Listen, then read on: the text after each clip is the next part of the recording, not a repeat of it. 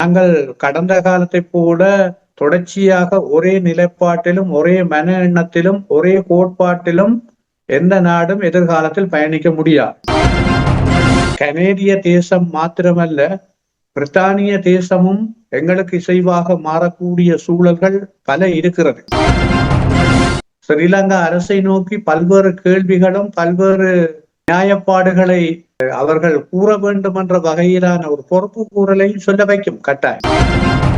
எங்களுக்கு தளத்தில விட புலத்தில இப்போ பலம் இருந்தால் தான் நாங்கள் தளத்தை வலுவாக என்றைக்கு ஒரு நாளைக்கு பெற்றுக்கொள்ளக்கூடியதாக இருக்கும். கனடா இவ்வளவு கரிசனை கொண்டிருப்பதற்கான காரணம், நான் நினைக்கிறேன் சில வேளைகளில் கனடாவில் தமிழர்களுக்கான ஒரு தனியான மாநிலமோ ஒரு தேசமோ கிடைக்கக்கூடிய வாய்ப்புகளும் எதிர்காலத்தில் இருக்கும். அதாவது பலஸ்தீனத்தை ஒரு தேசமாக அங்கீகரிப்பது போல எங்களுடைய தமிழீழத்தை எப்படி ஒரு தேசமாக அங்கீகரிக்கக்கூடிய ஒரு நிலைப்பாட்டை நாங்கள் உருவாக்க போகிறோம். இன்றைக்கு பலஸ்தீனர்களை விட தமிழர்கள் தான் பிரான்சிலோ கனடாவிலோ அல்லது பிரித்தானியாவிலோ ஆதிக்கம் உள்ளவர்களாக இருந்து கொண்டிருக்கிறார். இன்றைக்கு தமிழர்களை ஒரு தேசமாக அங்கீகரிப்பதற்கு அந்த நாடுகள் ஐக்கிய நாடுகள் மனித உரிமை பேரவையிலோ அல்லது ஐக்கிய நாடுகள் பொதுச்சபையிலேயோ அப்படி ஒரு முன்னகர்வை செய்யவில்லை. வரலாறு எங்களால் தான் மாற்றி எழுதப்பட வேண்டும். நாங்கள் வரலாறை இன்னொருவர் எழுதி தருவார்கள் எங்களுடைய வரலாறு என்று நாங்கள் பார்த்து கொண்டிருக்க முடியாது.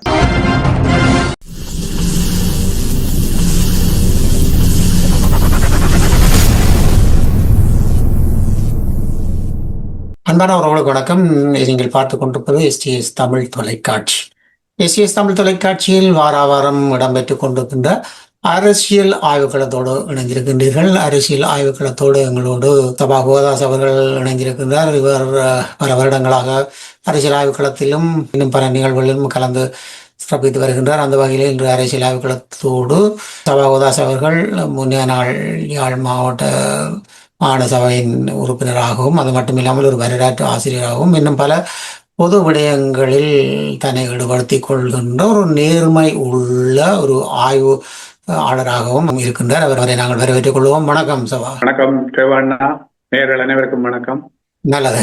மீண்டும் ஒரு முறை அரசியல் ஆய்வுக்களத்தோடு இணைந்திருக்கின்றோம். இந்த அரசியல் ஆய்வுக்களத்தில் இன்று நாங்கள் வளமை போல பார்ப்பது போல தாயகத்தில் இந்த வாரத்தில் இடம்பெற்ற சில விடயங்களை நாங்கள் முன்னோட்டமாக கதைத்து கொண்டு அரசியல் ஆய்வுக்களத்துக்குள் இணைவோம். தாயகத்தில் தற்பொழுது செம்மணி புதைகுழி விவகாரம் 115 எலும்புக்கூடுகள் தோண்டி எடுக்கப்பட்ட நிலைமையில் அதனுடைய செயற்பாடுகள் தொடர்ந்த வண்ணம் இருக்கிறது.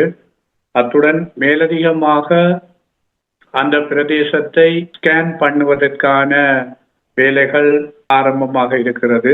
அதன் அடிப்படையில் கொழும்பு பல்கலைக்கழகத்தில் இருக்கின்ற அதிநவீனத்துவம் வாய்ந்த அந்த ஸ்கேனர் பயன்படுத்தப்பட இருப்பதாக செய்திகள் வந்திருக்கிறது. அது தொடர்பாக நீதிமன்றத்திலும் அவற்றுக்கான அனுமதிகள் பெறப்பட்டிருக்கின்றன. அவ்வாறான ஒரு நிலைமையில் தமிழர் தாயகத்தில் ஏனைய பகுதிகளிலும் குறிப்பாக திருகோணமலை மூதூர் பகுதியில் கண்டுபிடிக்கப்பட்ட அந்த மனித புதைகுழி தொடர்பாக அது எவ்வாறு அது அகழ்வதா அது தொடர்பான விவகாரங்கள் எல்லாம் நீதிமன்றத்தின் முடிவின் அடிப்படையில் தான் அது மேற்கொண்டு ஆராயப்படும் என்று சொல்லப்படுகிறது. அதே நேரம் ஸ்ரீலங்காவுக்கு அமெரிக்கா விதித்திருந்த வரி விதிப்புகளில் 30% 20% குறைக்கப்பட்டிருக்கிறது. அது தொடர்பாக அனுர அரசாங்கம் பல்வேறு தரப்புடனான பேச்சுவார்த்தைகளில் ஈடுபட்டதாகவும், ஆனால் அந்த பேச்சுவார்த்தைகளில் என்னது பேசப்பட்டது என்ற விவகாரங்கள் ஊடகங்களுக்கு வராவிட்டாலும் நேற்றைய தினம் அமெரிக்காவினுடைய ஜனாதிபதி ட்ரம்ப் அவர்கள் அறிவித்திருக்கின்ற நாடுகளினுடைய பட்டியலில் பார்க்கிற போது ஸ்ரீலங்காவிற்கு 20% அது குறைக்கப்பட்டிருக்கிறது. இவ்வாறான ஒரு நிலைமையில் சர்வதேச ரீதியாக பலஸ்தீனம் ஒரு தேசமாக அங்கீகரிக்கப்பட வேண்டும் என்ற வகையில் குறிப்பாக ஆரம்பத்தில் இந்த பிரேரணையை பிரான்ஸ் நாட்டு பிரதமர் கொண்டு வர இருப்பதாக ஐக்கிய நாடுகளினுடைய பொதுச்சபையில் கொண்டு வர இருப்பதாக செய்திகள் வந்தது. அதன் பின்னர் பிரித்தானிய பிரதமர், தற்போது கனேடிய பிரதமர் போன்றோர் அதற்கு வலி சேர்ப்பதாக ஆதரவு தளங்கள் கூடிக்கொண்டிருக்கின்றது. இவ்வாறான ஒரு சூழ்நிலையில் பலஸ்தீனத்திற்கும் எங்களுடைய தமிழீழத்துக்கும் ஒரு நெருக்கமான உறவு இருக்கிறது, தொடர்பு இருக்கிறது. அந்த வகையில் பலஸ்தீனம் ஒரு தேசமாக அங்கீகரிக்கப்படுவதை நாங்கள் எல்லோரும் வரவேற்க வேண்டும். அதே நேரம் எங்களுடைய தேசத்திற்கும் என்ன நாங்கள் செய்ய போகிறோம் என்பதையும் நாங்கள் விழித்தள வேண்டும். அவ்வாறான ஒரு நிலைமை தாயக ஸ்ரீலங்கா நிலைமைகள் இவ்வாறுதான் காணப்படும்.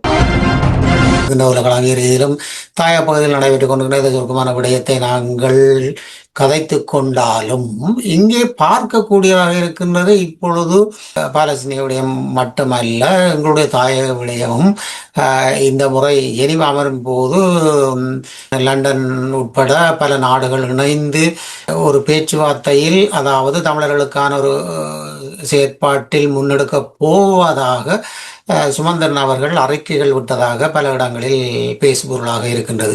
அது பற்றிய தகவல்கள் அங்கே ஏதாவது உண்டா தாயகத்தில்? சுமந்திரன் அவர்கள் பிரித்தானியா சென்று தனிப்பட்ட ரீதியான தன்னுடைய நிகழ்ச்சி நிரல் தொடர்பாக பேசினார் என்றுதான் இங்கு ஊடகங்களில் செய்திகள் வந்திருந்தது. அதுவும் முக்கியமாக அந்த செய்திகளுக்கு முதன்மையான ஊடகங்கள் கருத்தில் கொள்ளவில்லை. சமூக வலைத்தளங்களில் தான் அப்படியான பேசுபொருள் இருந்தது. இதுவாக இருந்தாலும் வருகிற செப்டம்பர் மாதம் வரப்போகின்ற அந்த கூட்டத்தொடரில் ஸ்ரீலங்காவுக்கு எதிராக பிரித்தானியாவினுடைய கூட்டு நாடுகள் பெரும்பாலும் அது எப்படி கடந்த காலங்களைப் போலதான் அந்த இலங்கை அரசாங்கத்தையே அந்த விடயத்தை அது பொறுப்பு கூறலோ அல்லது அது தொடர்பான விசாரணைகளையோ அல்லது அந்த நடந்ததற்கான ஒரு பொறிமுறையோ அந்த இலங்கை அரசாங்கம்தான் மேலும் மேலும் விசாரிக்க வேண்டும் அல்லது அவர்கள் தான் அது தொடர்பான அறிக்கைகளை முன்வைக்க வேண்டும் என்ற ஒரு தீர்மானம் ஒன்று வருமாக இருந்தால் அது தொடர்ச்சியாக பாதிக்கப்பட்ட மக்களுக்கு ஒரு ஏமாற்றமாகத்தான் இருக்கும்.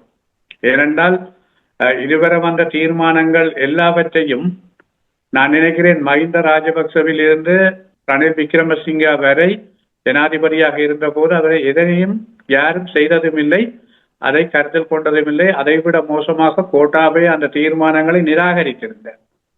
கோட்டாபய வெளிப்படையாக அந்த தீர்மானங்களை தாங்கள் ஏற்றுக்கொள்வதில்லை என்று நிராகரித்திருந்தார்.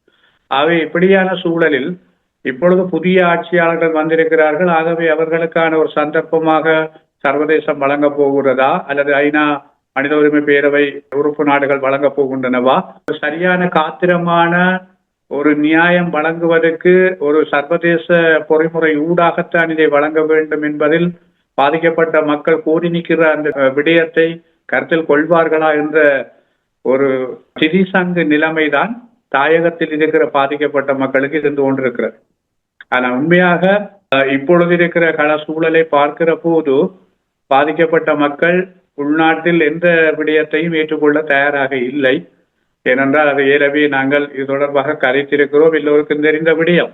ஆகவே ஒரு சர்வதேச ரீதியான ஒரு பொறிமுறை அல்லது அவர்கள் கோரி நிற்கிற அந்த ஐசிசி என்று சொல்லப்படுகிற குற்றவியல் நீதிமன்றத்துக்கான நகர்வாக அது இருக்க வேண்டும். இருந்தால்தான் ஒரு காத்திரமான நீதி கிடைப்பதற்கான வாய்ப்புகள் இருக்கும். இன்னொரு பக்கமாக பார்ப்போமாக இருந்தால் இப்பொழுது இலங்கை அரசு எந்த குற்றச்சாட்டும் செய்யலை என்று காலகாலமாக பொய்யுரைத்து வந்திருக்கின்றது. அப்படி பார்க்கின்ற பொழுது இந்த செம்மணி புதைகுழியான அந்த பகுதிகளில் நாங்கள் பார்க்கின்ற போது 100க்கும் மேற்பட்ட எலும்புக்கூடுகள் எடுக்கப்பட்டிருக்கின்றன சொல்லி இவை அனைத்துமே தமிழர்களுடையது என்பதும் உறுதிப்படுத்தப்பட்டிருக்கின்றது. அப்படி இருக்கின்ற இந்த சூழ்நிலையில் இதை பார்த்தும் அமைப்புகளோ அல்லது இந்த எரிவா அமர்விலையோ இது பற்றிய பேசு பொருளாக இருக்கும் என்று கருதப்படுகின்றதா தாயகத்தில் ஊடக சார்பான விடயங்கள் அங்கே பேசப்படுகின்றது? அதாவது இந்த செம்மணி விவகாரம் ஆரம்பத்தில் ஐநா மனித உரிமை பேரவையின் தற்போதைய ஆணையாளர் களத்துக்கு வந்தபடியால் அப்படியான ஒரு மாற்றங்கள் வரும் என்று எதிர்பார்க்கிறார்கள் மக்கள். பாதிக்கப்பட்ட மக்களும் தாயகத்தில் இருக்கிற ஒட்டுமொத்தமான மக்களும் ஏன் புலம்பெயர்ந்த தேசத்தில் இருக்கிற மக்களும் கூட அதை எதிர்பார்க்கிறார்கள். அப்படி ஒரு தீர்மானத்துக்குள் அந்த விடயங்கள் உள்வாங்கப்படும் என்று. அதே நேரம் அதன் பின்னராக தற்போது சுவிஸ் நாட்டினுடைய தூதுவர் அந்த இடத்தை களவிசியம் செய்திருக்கிறார் செம்மணிக்கு. இப்படி இனி எதிர்காலத்திலும் அந்த தீர்மானங்கள் வருவதற்கு முன்னதாக பலர் வரக்கூடிய வாய்ப்புகள் இருக்கும். ஆகவே என்னை பொறுத்தவரையில் அங்கு வர வேண்டும் எல்லோரும். ஆனால் அதற்கான காத்திரமான தீர்மானங்களை இந்த ஐநா மனித உரிமை பேரவையிலோ அல்லது ஐநா பொதுச்சபையிலேயோ அவர்கள் எடுக்க வேண்டும். எடுத்தால்தான் பாதிக்கப்பட்ட மக்களுக்கான நீதி கிடைக்கும். இங்கிருக்கிறவர்களும் சரி, பாதிக்கப்பட்டவர்களும் சரி, இதை கண்கூடாக அவதானிப்பவர்களும் சரி, சர்வதேச ரீதியாக அவதானிப்பவர்களும் சரி, ஒரு விடயத்தில் தெளிவாக இருக்கணும். இதுக்கு ஒரு சர்வதேச மூன்றாம் தரப்பு பொறிமுறை ஒன்று தேவை. சர்வதேச நாடுகளினுடைய அணுகுமுறை ஊடாகத்தான் இதுக்கு நீதி கிடைக்கும் என்பதில் எல்லோரும் தெளிவாயிருக்கணும். ஏனென்றால் அங்க நடந்தது ஒரு இனப்படுகொலை. இது எந்த மாற்று கருத்துக்கும் இடமே இல்லை. ஆரம்பத்தில் அவர்கள் பல்வேறு முடிமறைப்புகளை செய்தாலும் இன்றைக்கு குழந்தையின் தாயுமாக குழந்தைகள், பெண்கள், பெரியவர்கள், நடுத்தர வயதுடையோர் என்ற எல்லாருடைய அந்த எலும்பு தொகுதிகள் கூறுகளும் எடுக்கப்பட்டிருக்கிறது. ஆக இது ஒரு திட்டமிட்ட ஒரு இனப்படுகொலை. இனத்தை திட்டமிட்டு அழைத்திருக்கிறார்கள். அதுவும் உலகத்திலேயே எங்குமே நடக்காத ஒரு கேவலம் நிர்வாணமாக அந்த மக்களை கொன்றொழித்திருக்கிறார். ஆகவே அது மிக பாரதூரமான ஒரு இன அழிப்பாகத்தான் அது பார்க்கக்கூடியதாக இருக்கிறது. ஆகவே இது ஒரு எக்ஸாம்பிள். ஆனா இனப்படுகொலை என்பது கிட்டத்தட்ட நான் நினைக்கிறேன் 75 ஆண்டுகளாக நடந்து கொண்டுதான் இருக்கு. ஆரம்பத்துல 2009 உயிர் படுகொலைகள் நிறுத்தப்பட்டாலும் தற்போது தமிழருடைய இடுப்புகள் கபலீகரம் செய்யப்படுது. அதுவும் ஒரு இனவழிப்புத்தான். இனத்தினுடைய அடையாளங்கள், இருப்புகள், கலாச்சாரம், நிலம் போன்றவற்றை அளிக்கிறது எல்லாமே அது ஒரு இனவழிப்பாகத்தான் நாங்கள் பார்க்க முடியும். ஆகவே இதற்கு ஒரு காத்திரமான நீதி வருகிற அதாவது ஐக்கிய நாடுகள் மனித உரிமை பேரவை தீர்மானங்களில் வரும் என்ற எதிர்பார்ப்பு எல்லோரிடமும் இருக்கிறது. 2009 அழிவுக்கு உலகளாவிய ரீதியில் பல நாடுகள் ஒத்துழைத்துத்தான் எமது இனத்தை அழித்து ஒழித்த ஒரு சூழ்நிலை நாங்கள் பார்க்கக்கூடியதாக இருக்கின்றது. விடுதலை புலிகள் அமைப்பையும் இணைத்து மக்களின் அழிவுகள் ஏற்பட்டதுக்கான காரணிகள் இவர்கள் என்பது தெரியப்படுகின்றது. அப்படி தெரியப்படுகின்ற இவர்கள் எங்களுடைய இந்த செம்மணி புதைக்குழியின் போது இறங்குவார்கள் என்று பார்க்கக்கூடியதாக இருக்கின்றது. போர் நடக்கிற போது நான் நினைக்கிறேன் மேற்குலக நாடுகளில் நீங்கள் வாழுகின்ற உங்களை போன்ற பல நாடுகளில் இருக்கிற எங்களுடைய டயஸ்போரான்னு சொல்லப்படுற புலம்பெயர்ந்த உறவுகள் எல்லோருமே களத்தில் இறங்கி போராடினவர்கள் இல்லை என்று நாங்கள் மறக்க முடியாது. இந்த போராட்டத்தினுடைய உச்சகட்டமான தன்மையில் அமெரிக்காவினுடைய அன்றைய காலத்தில் ஜனாதிபதியாக இருந்த ஒபாமா அவர்கள் நான் நினைக்கிறேன் பல தடவைகள் முயற்சி செய்தவர் இந்த யுத்தத்தை நிறுத்துவதற்கு பல முயற்சிகளை மேற்கொண்டவர். அதற்கு ஒபாமாவுக்கான தமிழர் அமைப்பு என்பது பாரிய அளவிலான போராட்டத்தை அங்கு செய்திருந்தது. அதற்கான பல வேலை திட்டங்களை அவர்கள் செய்திருந்தவர்கள். ஆனால் ஒபாமா அவர்கள் இறுதியாக இந்தியாவினுடைய அன்றைய காங்கிரஸ் தலைவி சோனியா காந்தி அம்மையாருடைய மகன் ராகுல் காந்தியுடன் ஒரு ஸ்கைப்பில் ஒரு உரையாடலை அவர்கள் மேற்கொண்டிருந்தனர். அந்த உரையாடலில் இயன்றவரை ஒபாமா அவர்கள் முயன்று பார்த்தவர் அந்த யுத்தத்தை நிறுத்தி அந்த மக்களையும் அந்த தமிழர்களுடைய தாயகத்தை அழிவில் இருந்து காப்பாற்ற வேண்டும் என்று பல முயற்சிகள் செய்தவர். ஆனால் இந்த விவகாரம் தங்களினுடைய தனிப்பட்ட ஒரு விவகாரம் என்பதை அவர் முன்வைத்ததன் அடிப்படையில், ராகுல் காந்தி முன்வைத்ததன் அடிப்படையில் பின்வாங்க வேண்டிய ஒரு சூழல் ஒபாமாவுக்கு ஏற்பட்டது. ஏனென்றால் அது பிராந்திய வல்லரசு, பிராந்திய நலன்கள், தங்களினுடைய பூகோள நலன்களில் பிராந்திய அந்த சக்திகளுடன் இணைந்து பயணிக்க வேண்டிய ஒரு தேவை ஒபாமாவுக்கு இருந்ததன் அடிப்படையில் அவர் அதில் பின்வாங்க வேண்டிய நிலைமை ஏற்பட்டது. ஆகவே நாங்கள் அந்த நேரத்தில் பல நாடுகள் உந்து சக்தியாக இருந்தாலும் அந்த யுத்தத்துக்கு உந்து சக்தியாக இருந்த நாடுகள் எல்லாமே அநேகமாக அந்த கூடுதலான சப்போர்ட் பண்ணின நாடுகள் எல்லாமே இப்பொழுதும் இலங்கை அரசாங்கத்துடன் தான் இருக்கிறது. குறிப்பாக சீனாவாக இருக்கலாம், ரஷ்யாவாக இருக்கலாம், அல்லது வடகொரியாவாக இருக்கலாம். அப்படியான நாடுகள், பெரும்பாலான நாடுகள் இப்பொழுதும் இலங்கை அரசாங்கத்துடன் தான் கைகோர்த்து நிற்கின்றன. ஐக்கிய நாடுகள் மனித உரிமை பேரவையில் வர்ற தீர்மானங்களில் எங்களை எதிர்ப்பவர்கள் அவர்களாகத்தான் இருக்கிறார்கள். ஆனால் ஏனைய வெஸ்ட் கண்ட்ரிஸ், அதாவது மேற்குலக நாடுகள் குறிப்பாக அந்த நேரத்திலும் தங்களுடைய மனிதாபிமான நிலைகளை அங்கு ஏற்படுத்தி இருந்தவர்கள்.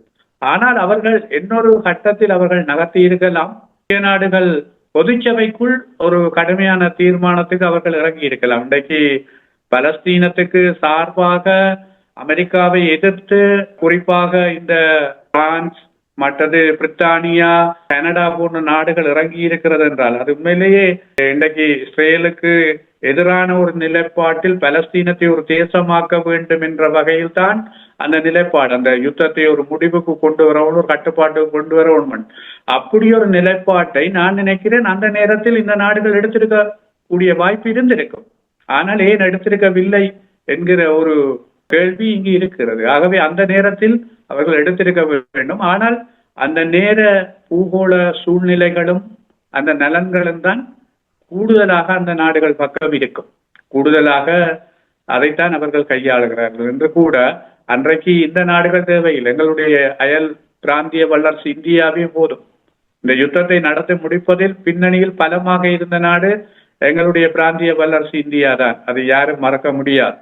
ஆகவே இன்றைக்கு அவ்வளவு அழிவுகள் ஏற்பட்ட பிறகும் ஒரு காத்திரமான ஒரு பரிகார நீதியை பெற்றுக் கொடுக்க வேண்டும் என்று அந்த இந்திய பாரத தேசம் இன்னும் சிந்திக்கவில்லை என்றுதான் எங்களுடைய மக்களுக்கு சரியான கவலையும் வேதனையும். ஆனால் இவ்வளவு அவலங்களை சந்தித்தாலும் மக்கள் இப்பொழுதும் எதிர்பார்த்திருப்பது அந்த இந்திய தேசம் ஒரு காத்திரமான நீதியை பெற்று தரும் என்றுதான் நினைத்து ஏங்கிக் கொண்டிருக்கிறார். பிராந்திய வல்லரசுகளை பற்றி பார்க்கின்ற பொழுது எங்களுக்கு உண்மையிலேயே இந்தியாவினால் இதுவரையில் எந்த ஒரு பயனும் கிடைக்காத இந்த சூழ்நிலையிலே தாயகத்திலும் சரி அல்லது புலம்பெயர் நாடுகளிலும் சரி இதை ஐநாவிடமோ அல்லது வேறு நாடுகளிடமோ முன்வைக்கக்கூடிய ஒரு சாத்தியக்கூறு இருப்பதாக நீங்கள் பார்க்கின்றீர்களா? ஆரம்பகால பூகோள நிலைமைகளிலும் பார்க்க தற்போதைய இந்த பூகோள பிராந்திய அரசியல் நிலைமைகள் என்பது சற்று மாறுபட்டதாக இருக்கிறது. அது எந்த வகையில் என்று சொன்னால், இன்று எல்லா உலக நாடுகளும் வந்து ஒரு பொருளாதார ரீதியான பிரச்சனையை முகம் கொடுக்க வேண்டிய ஒரு நிலைமைக்கு தள்ளப்பட்டு கொண்டிருக்கிறது. ஆகவே இந்த பொருளாதார பிரச்சனைகளுக்கு ஒவ்வொரு நாடுகளும் அமெரிக்காவிலிருந்து சாதாரண மிக வறுமையில் இருக்கிற நாடுகள் வரையும் பொருளாதாரத்தில் மிக ஒரு தடுமாற்றமான நிலைமைக்கு தள்ளப்பட்டிருப்பதை நாங்கள் காணக்கூடியதாக இருக்கிறது. ஆகவே இந்த சூழலில் இந்தியாவை பொறுத்தவரையில் அல்லது பூகோள நாடுகளை பொறுத்தவரையில் அவர்கள் தங்களுடைய நாட்டின் பொருளாதாரத்தை தான் முதன்மைப்படுத்தி பார்க்கிறார்கள். இன்றைக்கு பார்த்தீர்கள் என்று சொன்னால், இந்த நாடுகள் இடையேயான யுத்தங்கள் நடைபெற்ற போது பலர் அதனை ஒரு 3ஆம் உலகப் போர் நடைபெற போகிறது, அதற்கான முன்னோடியாகத்தான் இது நடைபெறுகிறது அப்படி என்ற பல்வேறு விதமான ஆய்வுகளை முன்வைத்துக் கொண்டிருந்தார். ஆனால் அவர்களுடைய ஆய்வுகள் எல்லாமே ஒரு பொய்த்து போனதாகத்தான் மாறியிருக்கிறது. இன்றைக்கு நான் நினைக்கிறேன் 2020ஆம் ஆண்டுகளில் இருந்து இந்த 3ஆம் உலகப் போர் ஒன்று நடக்கும் என்று பல ஆய்வாளர்கள் ஆய்வு சொல்லிக் கொண்டிருக்கிறார்.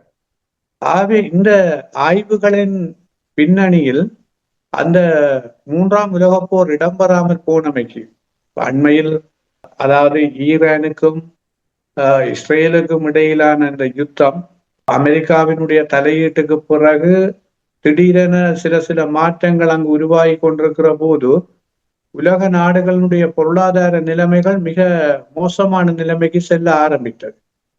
அது குறிப்பாக இந்த யுத்தத்தை நடத்த வெளிக்கிட்ட அல்லது அதற்கு பின்புலத்தில் இருந்த அமெரிக்கா போன்ற நாடுகளுடைய பொருளாதாரங்களும் ஆட்டங்காண வெளிக்கிட்டது. ஆகவே அந்த விடயத்தை அவர்கள் சரியாக உணர்ந்து உடனடியாக இந்த யுத்தத்தை ஏதோ ஒரு வகையில் தந்திரோபாயமாக யுத்த நிறுத்தம் மூலமாக கொண்டு வந்தார். ஆகவே இன்றைக்கு இந்தியாவை பொறுத்தவரையில் இதுதான் நிலவரம். அதாவது அண்மையில் நீங்கள் செய்தியை அறிந்திருப்பீர்கள், ட்ரம்ப் அவர்கள் இந்தியா சில வேளைகளில் பாகிஸ்தானிடம் எரிபொருள் வாங்க வேண்டிய சூழ்நிலை வரும், பெட்ரோலியத்தை வாங்க வேண்டிய சூழ்நிலை வரும் என்று கிண்டலாக பேசியதாக ஊடகங்களில் வந்தது. அதே நேரம் ரஷ்யாவிடம் தொடர்புகளை பேணி அல்லது அவர்களிடம் எரிபொருளை இந்திய நிறுவனங்கள் வாங்கினால் தாங்கள் அதற்கு எதிராக செயற்படுவோம் என்று ட்ரம்ப் சொன்னதன் பிற்பாடு சில இந்திய நிறுவனங்கள் ரஷ்யாவிடம் இருந்த அந்த எரிபொருள் கொள்வனவை நிறுத்தி இருப்பதாக செய்திகள் வந்திருக்கு. ஆகவே இது எல்லாமே ஒரு பொருளாதாரத்தை மையப்படுத்தியதாகத்தான் மாறிக்கொண்டிருக்கிறது. ஆகவே இந்த சூழ்நிலை நான் நினைக்கிறேன் ஈழத்தமிழர்களுக்கு இது ஒரு வாய்ப்பாக இருக்கும். இது எப்படி ஈழத்தமிழர்கள் கையாள போகிறார்கள் என்றதுதான் இங்கே இருக்கிற மிக முக்கியமான விஷயம். இன்றைக்கு அதாவது பலஸ்தீனத்தை ஒரு தேசமாக அங்கீகரிப்பது போல எங்களுடைய தமிழீழத்தை எப்படி ஒரு தேசமாக அங்கீகரிக்கக்கூடிய ஒரு நிலைப்பாட்டை நாங்கள் உருவாக்க போகிறோம். இன்றைக்கு பலஸ்தீனர்களை விட தமிழர்கள் தான் பிரான்சிலோ கனடாவிலோ அல்லது பிரித்தானியாவிலோ ஆதிக்கம் உள்ளவர்களாக இருந்து கொண்டிருக்கிறார்கள். ஆனால் இன்றைக்கு தமிழர்களை ஒரு தேசமாக அங்கீகரிப்பதற்கு அந்த நாடுகள் ஐக்கிய நாடுகள் மனித உரிமை பேரவையிலோ அல்லது ஐக்கிய நாடுகள் பொதுச்சபையிலேயோ அப்படி ஒரு முன்னகர்வை செய்யவில்லை. ஆகவே அதை செய்ய மாட்டார்கள் என்று நாங்கள் அறுதிபட சொல்ல முடியாது. செய்யக்கூடிய சூழ்நிலைகள் வருவதற்கான ஏது நிலைகள் இருக்கிறது. அதனை தமிழர் தரப்பு தான் உருவாக்க வேண்டும். தமிழர் தரப்பு அந்தந்த தந்திரோபாயங்களை கையாள்வதன் மூலம்தான் அதை செய்ய முடியும் என்று நான் நினைக்கிறேன். ஆகவே கடந்த காலங்களைப் போல இருந்த அந்த பிராந்திய பூகோள நாடுகளினுடைய அந்த நகர்வுகள் தற்போதைய உலக சூழ்நிலையில் மாறுபட்டதாக காணப்படுது. இப்பொழுது கனடா ஈழத்தமிழர்களின் பிரச்சனைக்கு முக்கியம் ஒரு நல்ல ஒரு சமச்சையை காட்டிக் கொண்டிருக்கின்ற நிலவரமாக இருக்கின்றது. அதாவது தாயத்தில் நடந்தது படுகொலைதான், இனப்படுகொலைதான் என்பதை அவர்கள் பல முறை கூறியிருக்கின்றார்கள். அப்படி இருக்கும்பொழுது இப்பொழுது ஒரு கீரை கடைக்கும் எதிர்க்கடை என்று சொல்வார்கள். அது போன்று ஒரு பகுதியாக நாங்கள் பார்ப்போமாக இருந்தால் தமிழர்களின் ஒரு ஒருங்கிணைப்பில், தமிழர்களின் ஒரு உந்துதல், அரசுகளுக்கு கொடுக்கின்ற அழுத்தத்தில் கனடிய அரசு சொல்லுகின்றது, நாங்கள் ஈழத்தமிழர்களை தனிநாடாக கோருவதற்கு நாங்கள் அங்கீகாரத்தை வழங்குகின்றோம். அப்படி வழங்குகின்ற ஒரு சூழ்நிலை ஏற்படும் போது இந்திய அரசு தான் முன்னிலையாக நின்று இதை செயற்படுத்த வேண்டும் என்று வரக்கூடிய சந்தர்ப்பங்கள் உள்ளது. நீங்கள் கூறியது போல அப்படியான ஏதுநிலைகள் ஏற்படுவதற்கான வாய்ப்புகள் வரும்.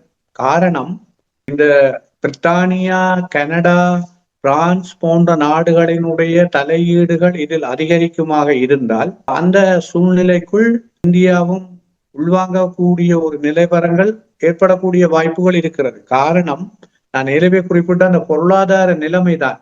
இன்றைக்கு உலக நாடுகள் எதிர்நோக்குகின்ற அந்த பொருளாதார பிரச்சனையை மையமாக கொண்டுதான் நாங்கள் அதை கூறக்கூடியதாக இருக்கிறது. அது மாத்திரமல்ல, இதுல ஒரு மிக முக்கியமான விடயம், இந்த கனடா இவ்வளவு கரிசனை கொண்டிருப்பதற்கான காரணம், நான் நினைக்கிறேன் சில வேளைகளில் கனடாவில் தமிழர்களுக்கான ஒரு தனியான மாநிலமோ ஒரு தேசமோ கிடைக்கக்கூடிய வாய்ப்புகளும் எதிர்காலத்தில் இருக்கும். ஏனென்று சொன்னால் அப்படித்தான் அங்க நிலவரங்கள் இருக்கிறது. அப்படி தமிழருடைய பலம் அங்கு ஓங்கி இருக்கிறது.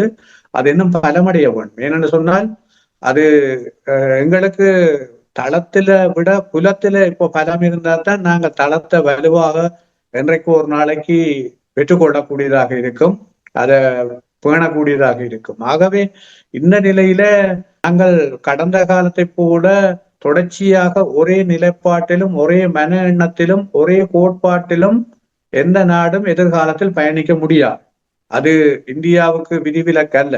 இந்தியா கூட அதில் விதிவிலக்காகி மாறி சில வேளைகளில் அந்த தங்களுடைய கடந்த கால கோட்பாட்டு நிலைமைகளிலிருந்து எதிரான முடிவுகளை எடுக்கக்கூடிய சூழ்நிலைகள் கூட வரும்.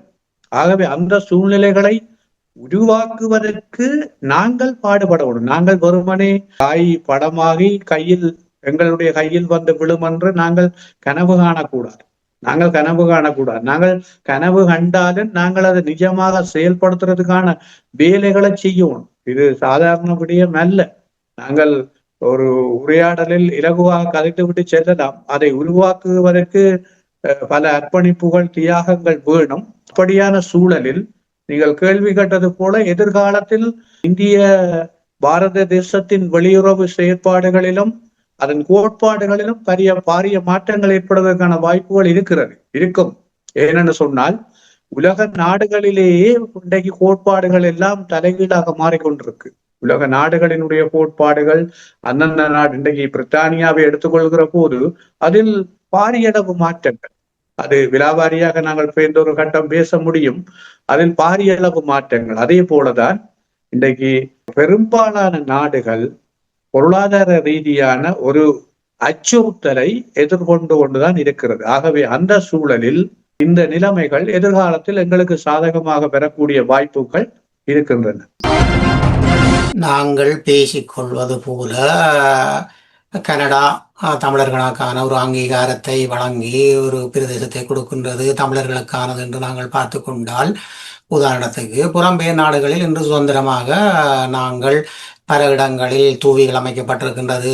பல விடயங்கள் இந்த தேசியத்துக்காக எங்களுக்கு போராடியவர்களின் நினைவு தூவிகள் என்று சொல்லி பல இடங்களில் அமைக்கப்பட்டிருக்கின்றது. அங்கு கொண்டாடுவதற்கும் அனுமதி வழங்கப்படுகின்றது. ஆனால் எங்களுடைய சொந்த நாட்டிலேயே நாங்கள் அடிமைகளாக எங்களுடைய தாயகத்தை நாங்கள் கேட்டு நிற்கின்ற அந்த இடத்திலே எங்களுக்கான தாயக அங்கீகாரம் வழங்க முடியாத அரசு இந்த இடத்தில் வெக்கப்பட வேண்டி வரும் அல்லவா ஒரு காலத்தில் அப்படி ஏற்படும் பட்சத்தில்? கண்டிப்பாக. அதாவது நாங்கள் புலத்தில் எப்படி எங்களுடைய தாயகத்தில் செய்ய வேண்டிய வேலைகளை அங்கு நாங்கள் இருக்கிற இடங்களில் பலப்படுத்தி கொண்டிருக்கிறோமோ அந்த பலமான சூழல், அதாவது ஸ்ரீலங்கா அரசை தலைகுனிய வைப்பது மாத்திரமல்ல, ஸ்ரீலங்கா அரசை நோக்கி பல்வேறு கேள்விகளும் பல்வேறு நியாயப்பாடுகளை அவர்கள் கூற வேண்டும் என்ற வகையிலான ஒரு பொறுப்பு கூறலையும் சொல்ல வைக்கும் கட்டாயம்.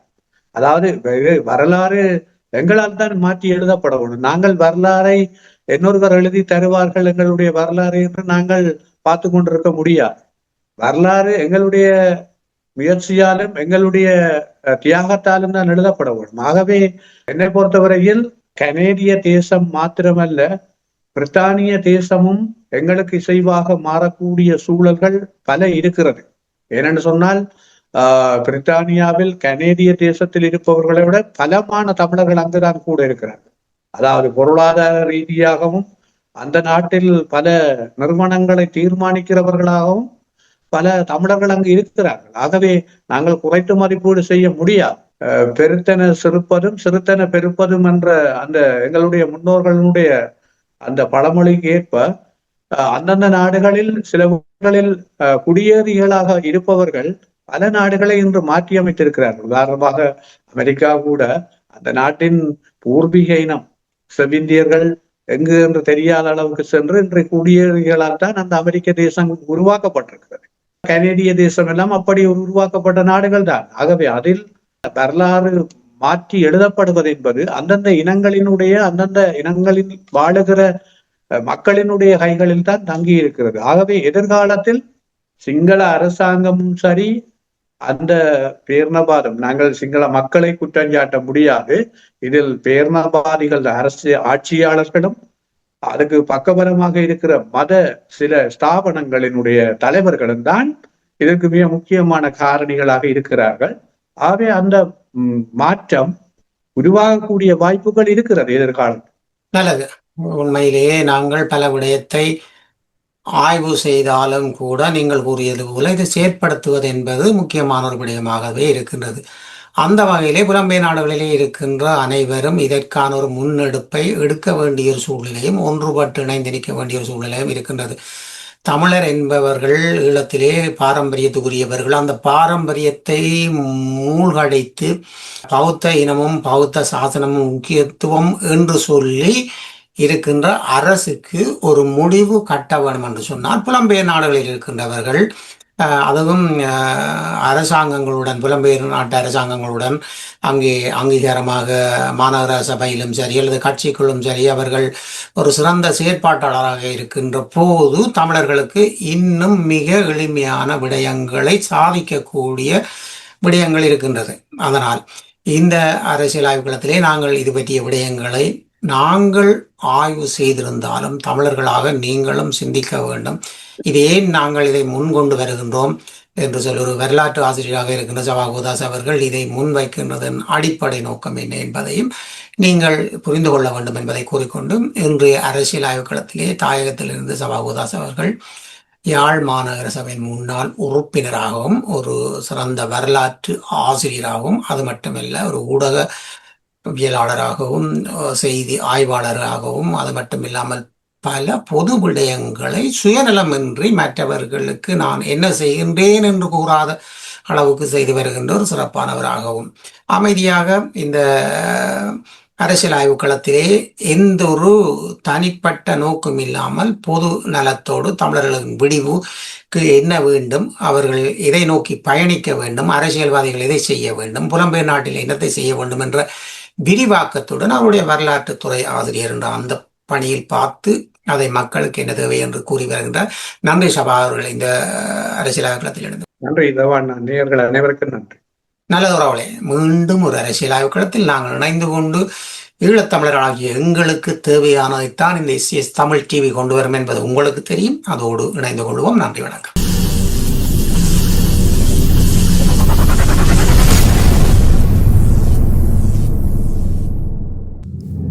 அரசியல் ஆய்வுக்களம்.